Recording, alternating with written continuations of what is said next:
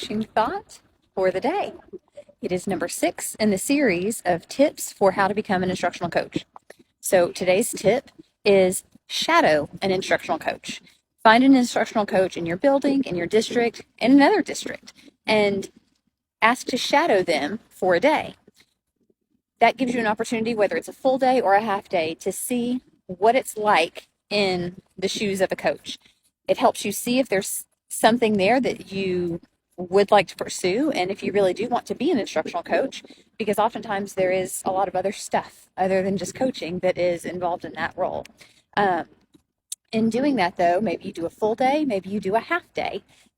Oftentimes in school districts, and both school districts that I have worked in, we are allowed professional days. So those are days that you have to request, and it's for the betterment of you. And so being able to use a professional day to shadow a coach might be something that would be a good idea.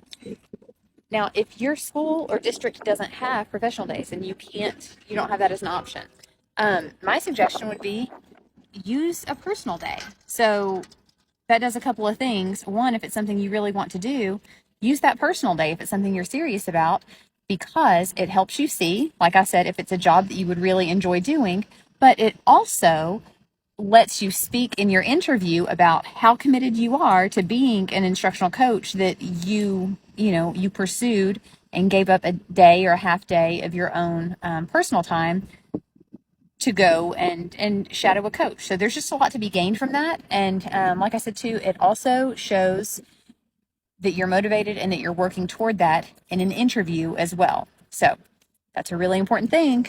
Work on finding a coach that you could shadow.